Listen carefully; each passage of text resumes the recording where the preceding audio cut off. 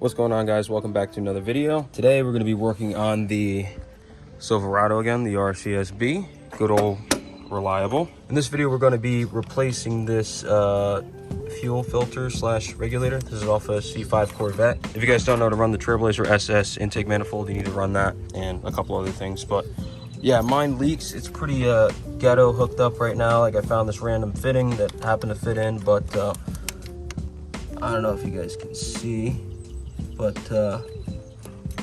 it's a little wet in there and it's zip tied. So I actually ordered the same one with the addition of 6AN adapter fittings. My normal fuel lines that go to the tank all the way to up here, those are going to remain factory because I don't feel like doing that yet. But in the future, I will fully swap in AN lines to everything. For now, essentially, I'm just going to replace the canister and have an AN fitting that goes to here and one right there, and then have an AN hose that connects to both, because these two back ones, the return and feed, aren't leaking. Only thing that's leaking is the part that goes to the actual fuel rail for whatever reason. I found this cheap little kit on Amazon for like 40 bucks, and I'm gonna give that a try, and hopefully that fixes my leak, because you know, a fuel leak over the top of the motor definitely isn't the best thing.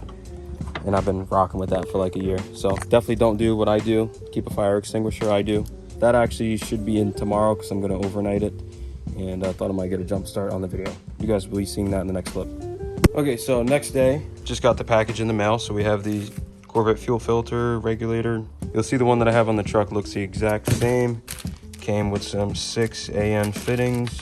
And I had some leftover AN line that's, you know, not in the best shape, but a couple recuts and burn the ends off and it'll be mint.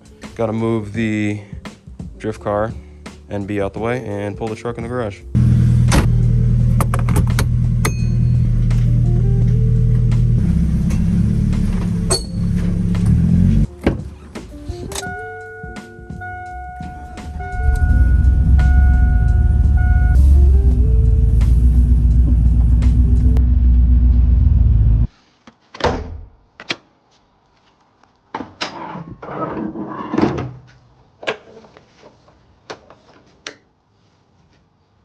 All right, got the vehicle switched around, got the truck pulled in the garage, and I can get to work disconnecting all these fuel lines and getting the new unit in.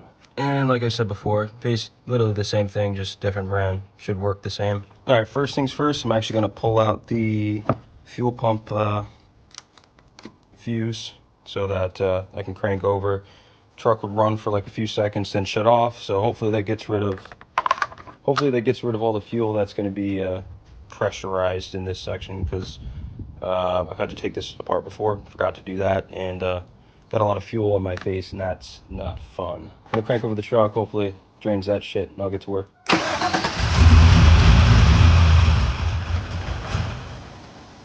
Alright, so I'm using your basic fuel line disconnect kit. You can get one of these on Amazon. They're like 10-15 bucks.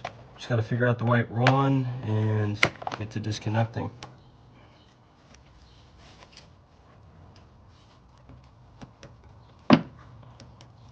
Okay, so camera died while I was doing this, didn't realize, but this is the old one. This is the fitting I was using just with a hose clamped on.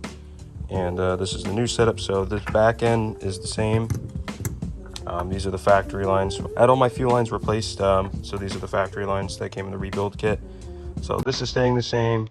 This is the only difference, yet again. Just here's an actual visual of the differences between the systems.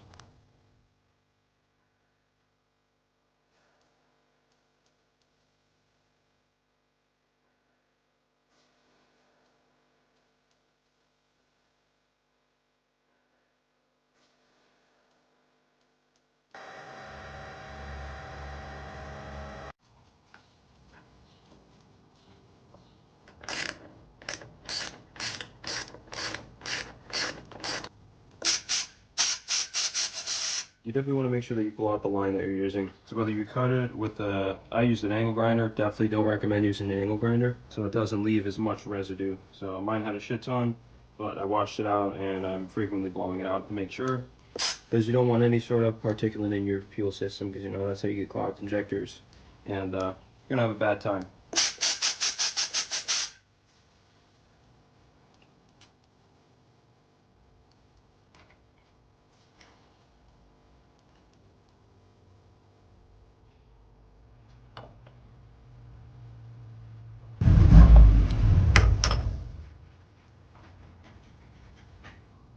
So you guys should have just saw me put on this 90-degree elbow. I'm pretty sure I need 2 elbows. I kind of eyeballed it, and this length, this literally didn't even cut. Like, I had this laying around from when I first did hand lines. And look who showed up in the old hoopty. What's up, bro? How we doing? Not too bad. I got the fucking got the canister off. That fucking sucked. You're just heating some shit up? Yeah. Okay, I was just I was at my car smelling crazy. Yeah, no, that fucking sucked. I'm doing hand lines now. Very good. Got 190 done. I was just showing a clip of that, and I got to do the other side.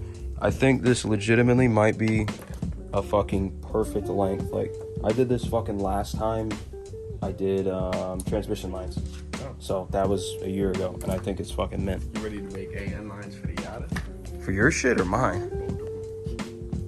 You're the fab guy. Oh my god. No, I'm not. This fucking... Actually, no, I will. AN lines are fun. Like, doing this on the bench where you're not crawled in a bay is actually fun. But, like, getting back there to put, like... Even this fitting on, dude, that sucked. I got, like, cuts and scratches on my arm and shit, dude. That shit sucks. Gonna do the other 90-degree. Don't feel I need to record that. You guys just saw. It's the same process. Just repeat it. So I'll catch you guys when I'm installing the canister.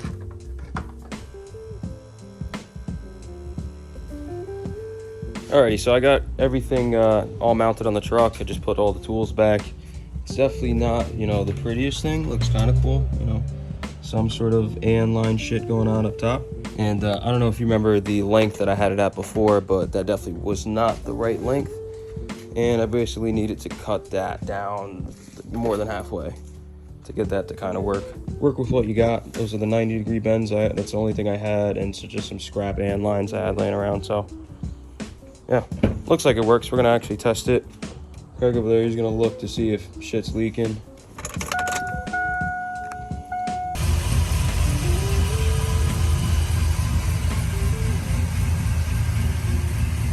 So it's been a couple days since I filmed those clips, but everything's been fine with the truck. I haven't had any issues, no more leaking, which is good. Don't have to worry about this thing burning down to the ground. I think in the next video, I'm gonna tackle this fan wiring. I've been having this issue to where my high speed fan setting doesn't work, but only my low.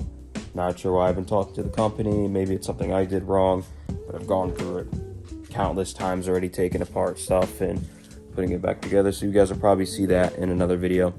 But for now, I hope you guys enjoyed. Be sure to leave a like and subscribe. Leave it down in the comments too. Any sort of video ideas you have, any sort of things you think I should add to the truck. And again, if you have any questions, let me know. But yeah, see you in the next video.